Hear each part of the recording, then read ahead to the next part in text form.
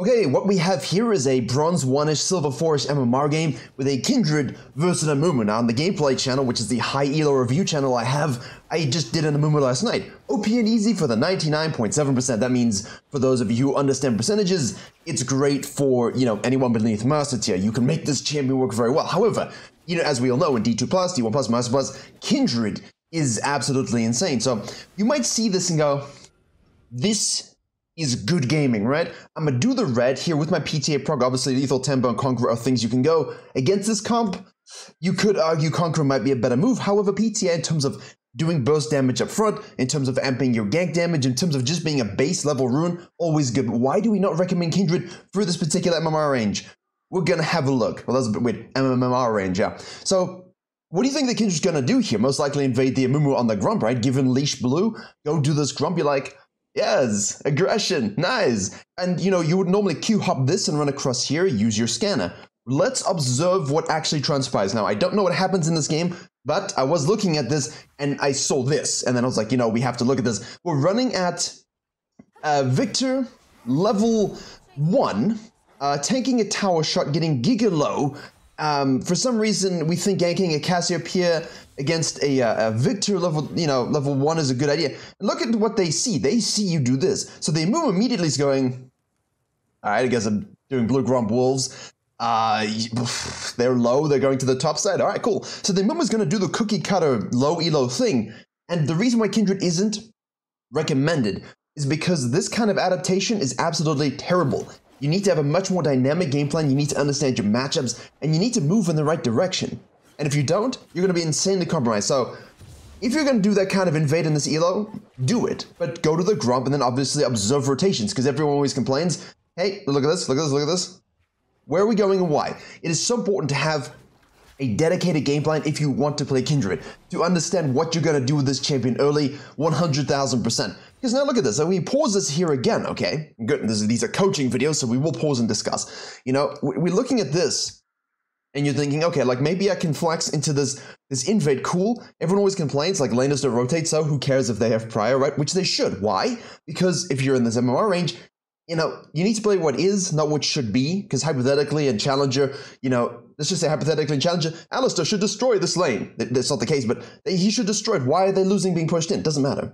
What matters is that they are being pushed in, irrelevant of any preconceptions that you might have about the matchups, which again, most players in this elo don't know because you only know one position, and you don't know it at the max level. That's what we're training, right? That's why we have this channel. So, you have double range versus a Sivir and an Alistar. So typically range will kind of harass and shove in the melee a little bit before they have the all-in capacity, usually level 3 or so. Which means if you're going to go red into this invade, you better be doing it quickly before any sort of spells or sort of shove happens. But at the same time, you're not expecting them to rotate, right? But if they do, you can get out. You're Kindred, you're safe.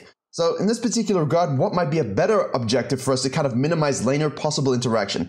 Especially when you might anticipate they get pushed in. Well, why don't we just do a classic 3 camp and then invade the Amumu here? It's typical, right?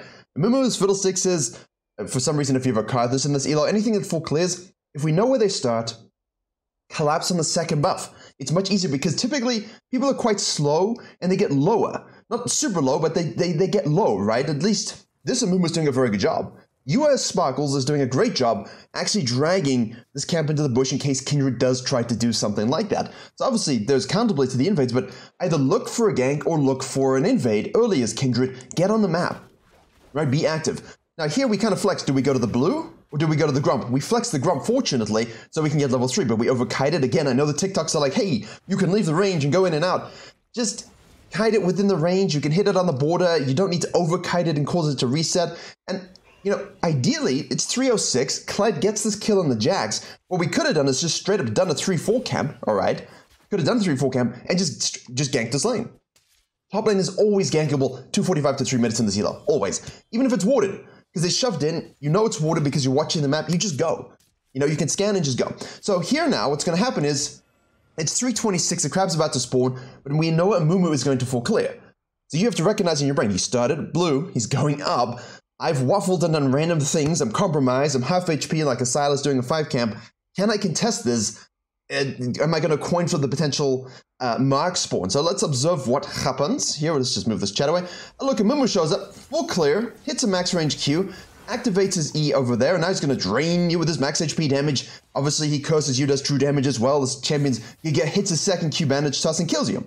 Yo, Kled, you're going to be like, Kled, where are you, Kled? Now, Cassia rotates, fortunately, so out of mana here, but we're going to have the tick damage. Conqueror's fully stacked. Let's go, let's go, let's go. We might need a flash here. We get the flash, and we'll get that. Nice drag away by the Cassia. Takes doubles and saves your life, basically. Kled, you know, bless his soul, had tried to win his lane, but, what? All right, then. Okay, so Kled solo kills a Jax on a gank I feel like we should have been present for if we just forgot all the invade stuff. Like, you don't need to do it, because if you need to think about the enemy jungler in that capacity and you just don't have the ability to game plan, it's better to just say, look, which lane can I gank and snowball? Kled's a great one. Kled is a great one to snowball. He gets the kill, and instead of doing anything going back to base, he just sits at low HP, Jax comes back, kills him, and they just keep doing this for all eternity. Now, we see, all right, look, there is a scuttle top side for us with a mark on it. So cool, obviously we're going to go get it, right? But what must you also register in your mind? Why did we smite this? Why did we smite this? Now, would the Amumu typically, in this elo, just run for the mark? Potentially, but we use our body to create that space. Even in the Champion Pool video I just released on the main channel last night, I kind of looked at a lot of Champion Pool stuff, but I looked at I put a Mundo clip where I was against the Kindred, okay? And I knew the Kindred was coming for this mark because I just killed the Kindred bottom side and took this crap. I knew they were going to respawn and come for this no matter what. Yeah, I just ran in and the tracking things, right? Just whatever, high elo things. And what happens is I know they're coming this way, so I push the scuttle to where I have prior, which is top side, not down. Even if I have prior mid lane, you don't want to push it down because they can just run and smite it. You push it up. And I chuck a cleaver to slow them so that they couldn't get in smite range because they didn't have smite. Right? So I know where they're going, and I know what I'm going to do when they arrive. Kindred here, you're going to think, okay, the Amumu might come here, but why? Because, listen carefully, when they start down here, and they do all their camps going up, and then they just go crab and kill you, and then they die, what do you think a low elo, or just any jungler is going to do next? Go to the next thing on the map. So what's the first thing that's going to spawn on the map for any jungler if they start bot side and went up? The bottom side. The bottom side is going to spawn, and then they're just going to go up again, right? If is all in order. Now, here's the thing. As we saw, you can see the graphical glitch here. You don't know this is going to happen in this elo, and it's most likely not going to happen. They're not going to fully sequence properly. They're going to do random things like, sure, he's taking the Grump, he's going to the Wolves. He could go to the Raptors as well. But there was a Scuttle Crab sitting here nicely. Now, most junglers would think about doing one of the crabs kind of things, but Kindred, in this elo, what do most Kindred mains who are watching this thinking right now? Okay, 45 seconds for the next mark, right? I took this one. We need to wait for it to respawn. And when we have one mark, Raptors or Scuttle, both are going to be up, right? Both Raptors and Scuttle are going to be up. All we had to do was wait a little bit and get a juicy little mark on this one, and we could have actually maybe rotated and stacked it. We didn't wait, and we just had to wait because we already had it. We could have just waited, watching that 45-second timer. It spawns on the Raptors. Now Amumu is going to look to potentially snack that away from us. So we've compromised our own 2-mark spike. We've compromised our own early game plan, and now we're in a bit of like, what do I do scenario. Victor's level 6. And we see here our bottom lane is doing this while we go for this mid lane game. Kled is roaming down, so top lane is in this elo. Good things. Always go roaming. Track your subs, like watch the Victor, watch the matchups. I know we're focusing on jungling, but if you can kind of track, or just see on the minimap where spells are burned in terms of flashes, you're going to have a good time. Because it's a free ganks, right? Free ganks. So the nice roam from the Kled, we're not going down. Why are we going down? Because we think kill conversion ratio, right? That's what we're taught. That's what virkayu says. That's what every jungler says. Get kills, take objectives. Cool. That objective doesn't necessarily mean forcing dragons, but in this particular case, dead ADC, losing, lane pushed up, behind an experience. Yeah, this is a good play. So why might we anticipate the Amumu showing top side, but at the same time the timing isn't perfect? But timing is randomness, right? Random things happen in these games. Now, I wanted to pause and just talk about this because the magic numbers of jungling video on the main channel, really good fundamental baseline for jungle tracking. Just standard numbers you can remember for full clears that you can use to counter. 24, full clear. Top scuttle, 28, right? Typically. As long, I mean, if you, in this case, we got both, so 24, but just so you know, like, those are the numbers we're looking at. If they start blue and go Grump and all the way up, then you know at around 420-ish, nice, the Grump is going to respawn second spawn. you know that at 235 to 435 to 445, you're gonna get maybe 450 in this elo. You're gonna get a wolf camp respawning, okay? Then he did raptors, right? So 2 minutes 15 after he does the raptors. So usually I'd say 5:05-ish. You might see some raptors spawning, maybe 5:10, maybe 5 minutes, depending on the champions. So you know that when you go for this mark initially and no one shows up, a Mumu doesn't show up again. If he doesn't show up for this crab and we go for this gank and he doesn't show up, he's most likely just sequencing all the way to the top side. This is pushing. You just ganked a Victor level 4, not even thinking about it.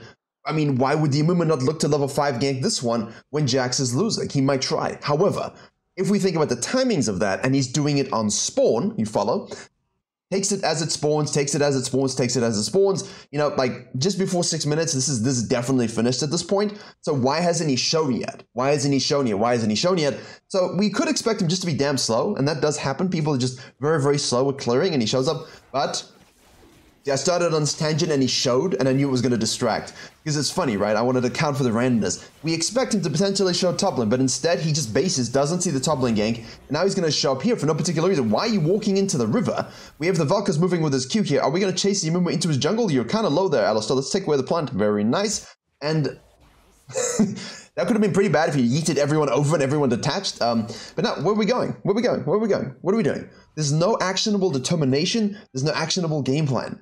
Okay, because Kindred isn't cookie cutter. You have to be dynamic, aggressive. Look at this. We just level 4 at 7 minutes. Jax kills the Kled back, actually, gets a return kill. Now where is the Amumu going to be? Now, next mark is obviously with Raptors down and Scuttle down. It's going to spawn on that Grump, which it does, right? Hello. Nice little spawn. So we're just so compromised here. We're so far behind. We have no idea what we need to do next. We're not looking at anything that's going to get us win conditions. Like, we're skipping the Krugs here, right? We could just go red Krugs knowing that the Raptors are going to spawn because we have this timer. Okay? So you need your mind to think about what's the most efficient pathway for me to get experience to get 6 when I'm behind. But ideally, I'm not behind. Because what are we doing here? I don't care if we get kills. I don't care what happens here. Why are we going on this excursion? We're going to get lucky with this Raptor spawn, but it's so random.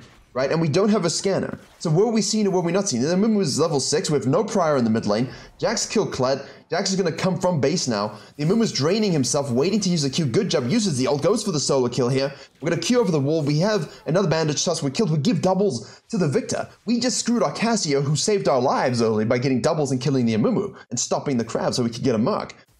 Terrible. Right? Terrible pathing. Now ask yourself if you do this in your game. Go watch your reviews. If you're bronze and silver, any low elo player, this works for any low elo player. What are you doing and why? Always. Watch your VOD, record a POV. What information did I miss?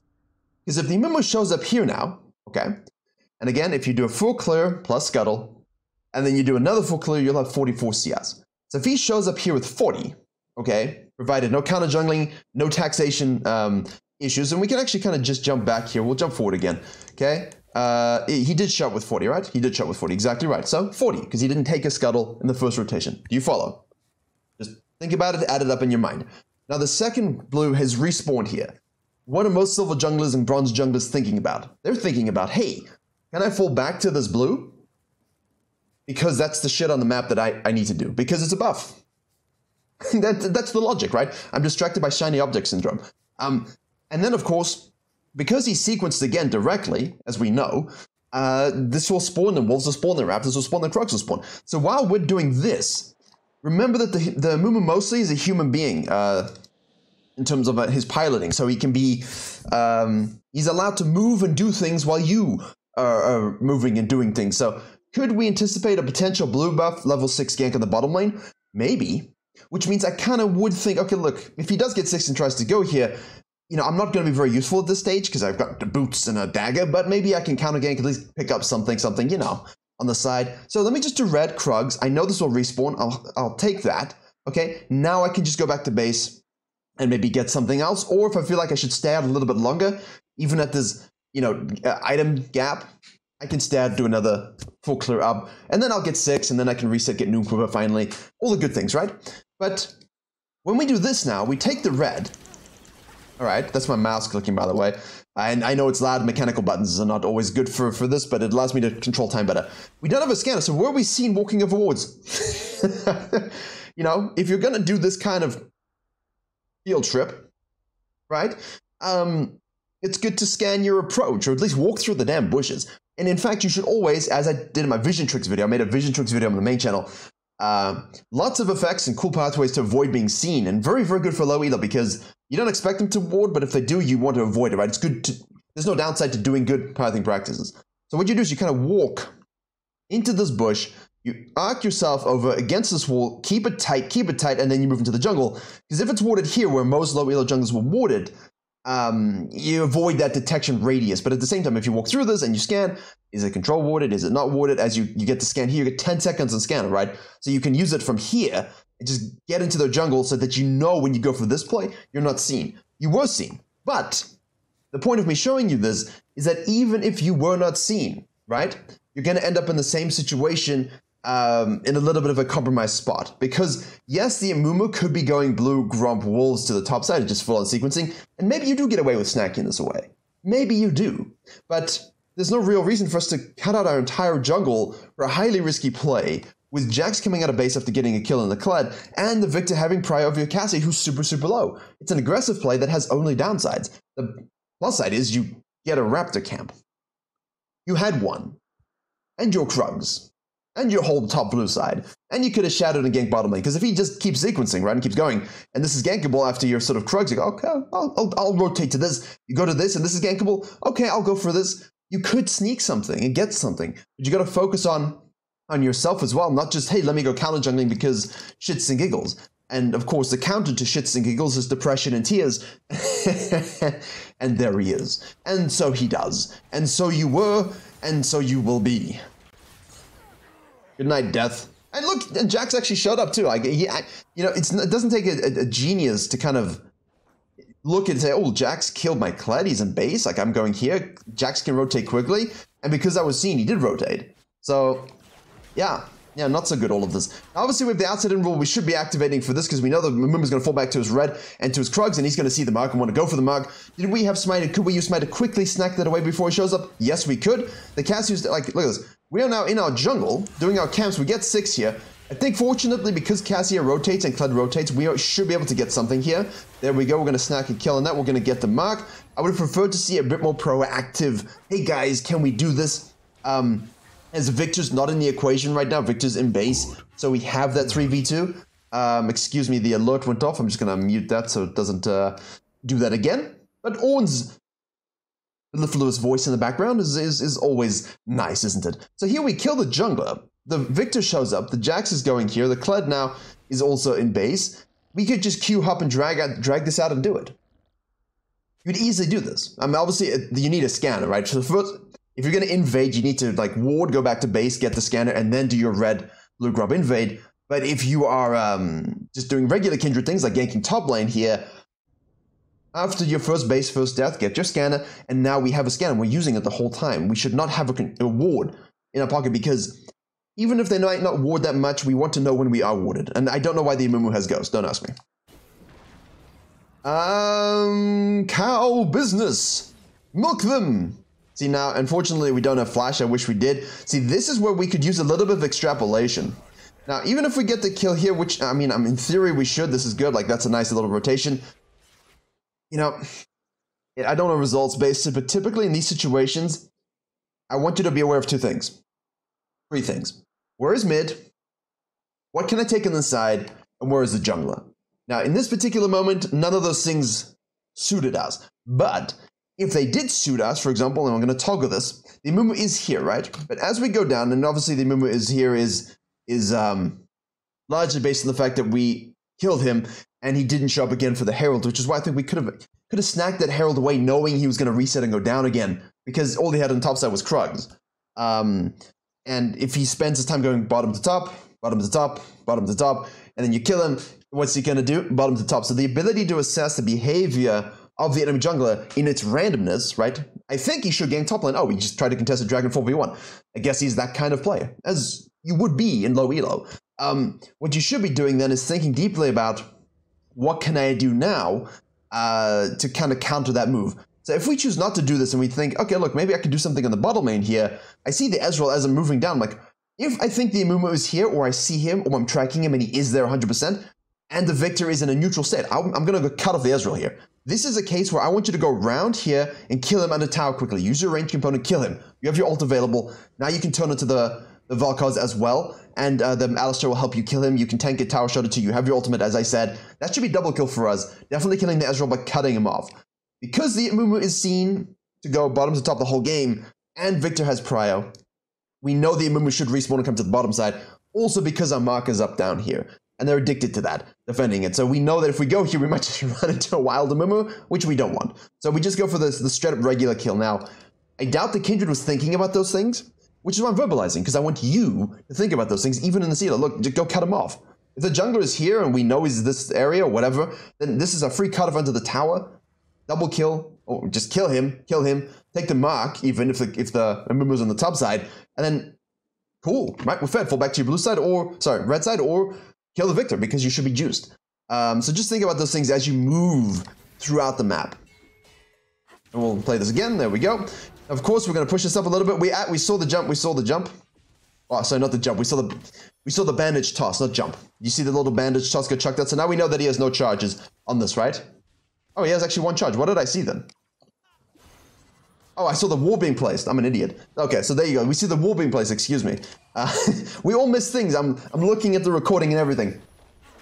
Okay, we saw the ward get placed, so now he actually has a second charge. Very important to know the difference between a bandage toss and a ward being placed, but I'm going to leave that in because it's important to note that I too sometimes make errors.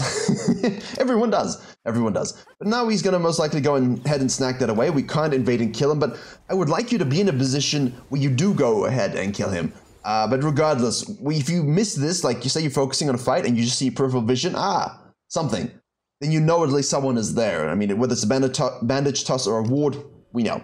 Finally, we have items to purchase. I think we can get things. Kled rotates to the mid lane again and helps the Cassiopeia, who's now being burned by the electricity of Victor, which is just one of those really tilting champions for everybody, I think. I think not many people like Victor at all, other than Victor mains. Very annoying champion. Good LPP skin. I have a few people in my Discord who actually got that green chroma. It's quite a nice one. Quite a nice one. See, here now we are going, I hope, into Kraken. There's no real reason to go anything else. Like, you might think, oh, I need the Gale Force for mobility. You have your Q for mobility. Save your damn Q for the bandage toss and the stuns, and then you kill them with Kraken Slayer. GG. Alright, we have the Kled now going back to the top lane to catch this wave. So very nice game from the Kled, honestly, for this elo.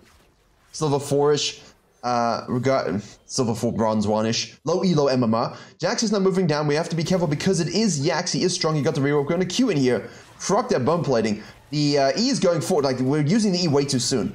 You see, like, we're slowing him, which is great, but now we don't have E. See, now you want your E to proc. Now you want it to proc.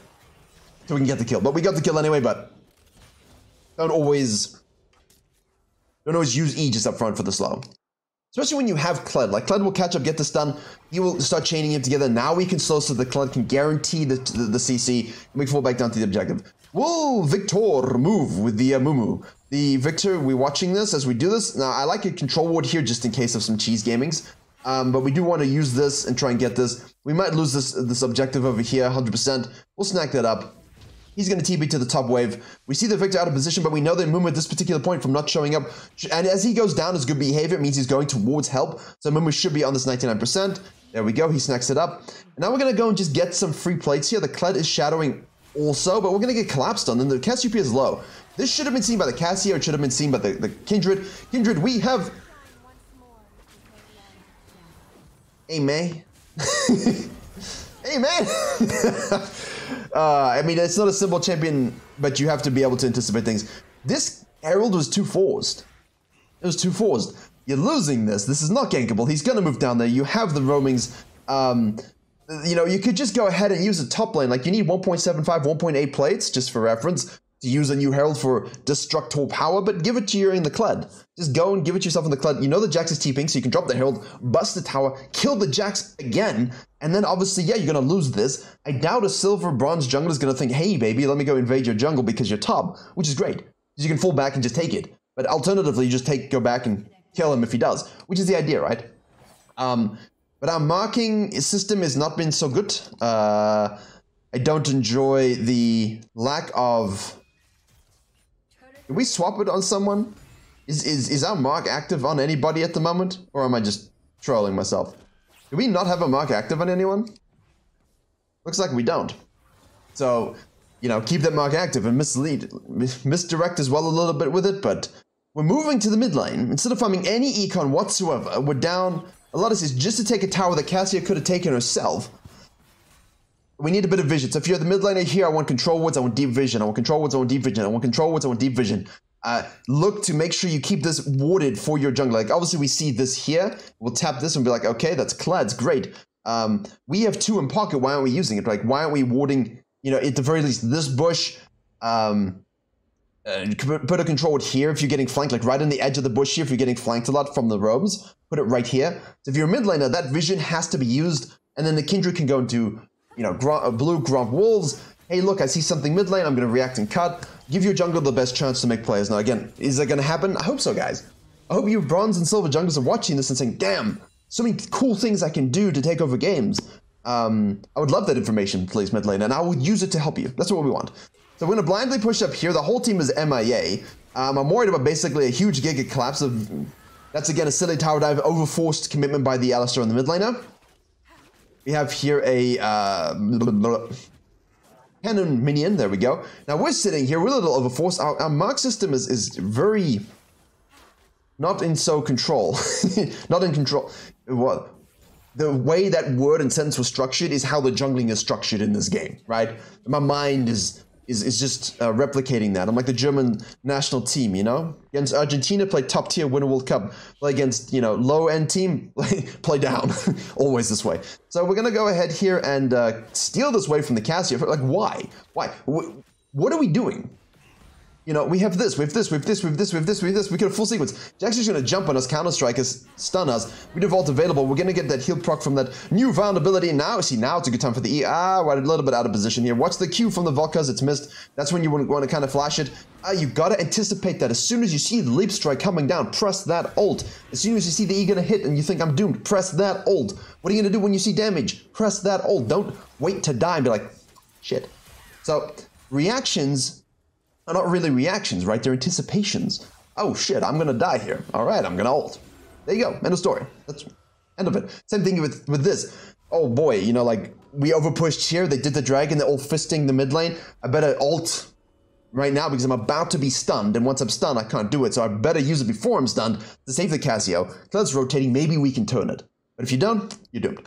So this whole sequence here for me was absolutely tragic, and to explain this more in depth, on the coaching VOD section of my site, it's where you can subscribe just to like watch like full coaching VODs one-on-one, like super stuff. I just did a similar MMR game with a Belveth, and I addressed this in depth. Whereas this one I'm talking more about the jungle pathing and the tracking for low elo, dealing with randomness, and also like cookie cutter versus custom game plans, not champion pools, the game plans. That one I really talked about that kind of, like, why do we leave base at 12-15 minutes and just go push waves and run around the jungle and then fight and die and be like, you could have just done a full sequence, you know, caught a wave that was being pushed in. You don't have to put yourself in always precarious situations to get CS. Like here, we're just pushing towers. Like, this is good. Like, I like that we're pushing towers, but, you know, I like that, oh, look, our team is doomed, we're pushing towers. What are we going to do afterwards? What do you see afterwards? You see this over here. We see this over here. We're going to move down and steal this. Right, dragons, you see, this is a solid move, right? Moving to push this, kiting down, taking camps, we want this, fall back to the dragon. That, in theory, is a good play, but if you don't have numbers and they collapse, you're in a bit of a rough situation, right? So, it's not always going to mindlessly work out for you, especially if your top lane is here. But at the very least, you're going to get some things. See, I would just smite this and get out. Smite it at 1200, you don't need to save it to 700. No, no, no, no, no, no, no, no, no, no, no, no. Use your W. Use your W. Mechanically, remember, use Q then W, because the Q will go on high cooldown, W will immediately bring it down, so you get basically a free dash. Smite it at 1200, move down here, W, oh shit, my Q is at 6 seconds, press W. Press W at 8 seconds, at 12 seconds, at 1000 seconds, press W. Wait for it to reset and hop over the wall, and you get out. And you'll have another Q as well, so, you know. You gotta know your champion, guys, you gotta know what you're gonna do before it's gonna happen. I see a bad situation arising. What will I do when it happens? What will I do when they use their spells? stuff you got to look for. Amumu is just doing Amumu things, as I said. This champion is super, super strong here. Bleed and burn. And of course, we do die eventually, but it's not like he's done anything super good, right? He should be going demonics. I do say go the Barmies. Like, you can go Barmies and then demonics and then finish the Sunfire if you want, or you can go like Jack Show and then finish Sunfire. But I do like the Barmies early for this ELO because it does allow you a certain farming tempo that you couldn't otherwise get. And now Kindred out of base. Wolves, again, into the blue. Which is more valuable here for us experience-wise and gold-wise? Definitely the Grump also gives us 11. So if we do the Grump, it gives us 11. We can do the Herald and then fall back to blue. We'll give the blue to our Cassia for spam. The marker's on the red buff here, so we could just queue over the wall. Right? We have W, so we just queue over the wall and get to this quickly. So the reason why Kindred, as you can see, isn't recommended in this ELO is because the game plan and jungle knowledge just isn't there to execute the champion properly. You can compromise with someone playing Hecarim by playing Amumu and just full clearing and pressing R every now and then. I mean, why do we all go into a Amumu with ult up? But maybe we can do some killings. Yes? No? Okay. Fine. But yeah. There you go. Such is the story. Such is the way. This is how we beat also go Moss Stomper. The Scorched Cloth. No. Like, don't ego this, man. And look at this. We didn't even talk about this yet. Why are we going Gale Force? Why? Why are we going Gale Force? It's terrible. Go Kraken Slay, my friends. Also, everyone's pushing mid lane here up, but the Ezreal's gonna be spawning. Their whole team is respawned. We have a dead Alistar who's in base. Kled is in base. Why are we pushing up here? If we die, this is on us. We're over-chasing for no particular reason. The Kindred, in the meantime, should say, yo, guys, back up. I'm doing Krugs. I'm catching top. I'm pushing that sucker out. I'm gonna just do Baron with Kled, or, you know, I can fall back to base with a lot of gold if I have it, which in this case we don't. But, yeah. Here for certain. This is what we call the grief play. Dead support, top laner and base. Their whole team's going to be respawning. Oh, look, we died. I didn't even look. We're activating the head for no particular reason. 2 people dead. Baron is up. We should lose this, Baron. We should be in a rough situation. Worst case scenario, you're pushing this out. They back up. Everyone leaves. You reset as a team. You goon squad this sucker. Force a fight. It's good for you, obviously. And hopefully you get the Baron and you can win the game. Or if you don't want to fight, don't fight. Don't have to fight, guys. You can keep pushing, keep splitting, keep holding. But again, like, why are they fighting here without the Kindred? You might say, well, as the Kindred, I know for a fact the Kindred's going to be like, well, guys, what are you doing? Yeah, but what are you doing? You're doing your Raptors. Like, what could we have done? As I said, push this all the way up, which means I don't send all the numbers down mid lane. Someone comes to hole, but you should be strong enough that they need to send 2 or you kill them. And once you kill them and they're overchased down here, because they will also overchase like your team overchases, you collapse and you kill them. Now it's a free Baron because you aced them, right? That's what you're looking to do as a Kindred there. Clean up, rotations, force 2, 1v1s. You have to be able to do those things. And if you cannot, here we actually have Flash Q and Smite. So we could have easily done Flash Q Smite onto the Jax and hit and kill them very, very easily. That's a great kill. It's worth using your kill there. And then turn on the Vel'Koz and kill them as well. But just like our team, their team does the same thing. It's the same thing, right? So that you cannot say my team, their team. It's always. Free Baron. With the Cassiopeia, this should be absolutely easy. Victor's obviously not really in this game anymore, so it doesn't really, I think, matter as much in terms of results. But the most important thing for us to focus on here, as the Victor's like not part of the equation, is that early game 15 to 20 minute phase, and that's all we're really looking to focus on here. But I mean, I can see nothing else happens now. We go from 23 minutes, guys, 25 minutes, and we're going to have 1 kill. And the Victor is back in the game, actually. The Victor is back in the game, so he's reconnected, but 1 kill in a time where their Victor wasn't really in the equation. And we didn't even use our Baron for anything. Like, what did we get with the Baron? Nothing. Because no one did anything. We didn't even need to look at it. It's 5 minutes of just nothing. Waffling, walking around, no wave pushing. This, again, is still here. One point I coached a gold player who left, as a jungler, left, like, 20 waves top lane on their team. 20 waves no one took on top lane. 20. Think about that. If you could eat that and consume that and push that, you'd be level 18. You'd be rich. All right. So now we're over here. We have the Jax out of position. The cow is going for the Giga Stuns. The Victor's chucking things over the wall. We're going to Q1 this one. We don't have W at the moment with Vel'Koz. Okay, so well, this was probably not the best positioning, but at least this time we press ultimate. We avoid the stuns. We're going to get the heal. The moment presses the alt button. We're going to reposition with our Q. If we had any sort of...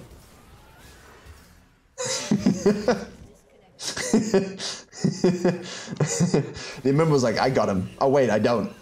If he had demonics, he did. If he had demonics, he did. Just pointing that out. So we are gonna win this game.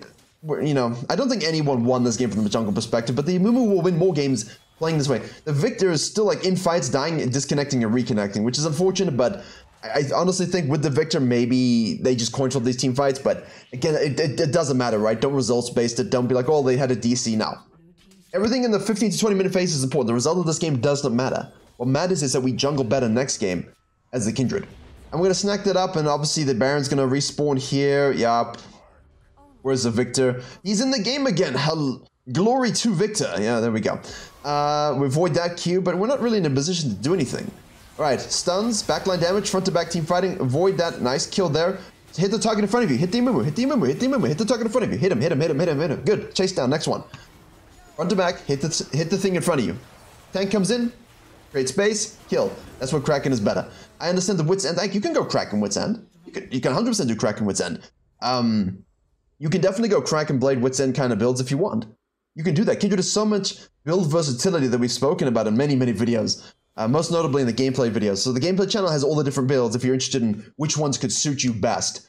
Because I don't want to cover all of them every single time. But, you know, like that was a better team fight, better played, good job Cassio, good damage. But as you can see, from a low elo perspective, it's not always good when you look at your jungling in a VOD review. It looks kind of ugly. So we really want to focus on improving the overall decision-making process, why we do what we do, and hopefully our tracking. So I know it's quite a loaded video for this particular MMR, but hopefully provide you some good knowledges. I will have, and I have up for pre-order on the site now, a silver course, gold course, platinum course, diamond course will be the Giga one, huge, everything like that you need for Master Tier Plus, as well as a Jungle 101 course. So the courses are up for pre-order. What's going to happen is I've written the topics out for that. I will actually be recording those over the next coming weeks and then releasing them. So I'm just setting up the pre-order with 20% sales and things like that. So, you know, go ahead and look at that if you want like a more holistic approach to silver jungling, which breaks it down, compartmentalizes it in addition to these kinds of things. But hopefully that can give you value as well. Just sign up to the mailing list and I'll send out a free tier list and free jungle improvement PDF early next week, mid next week. So hopefully with this channel and that kind of stuff, there's just lots of free information for you to digest.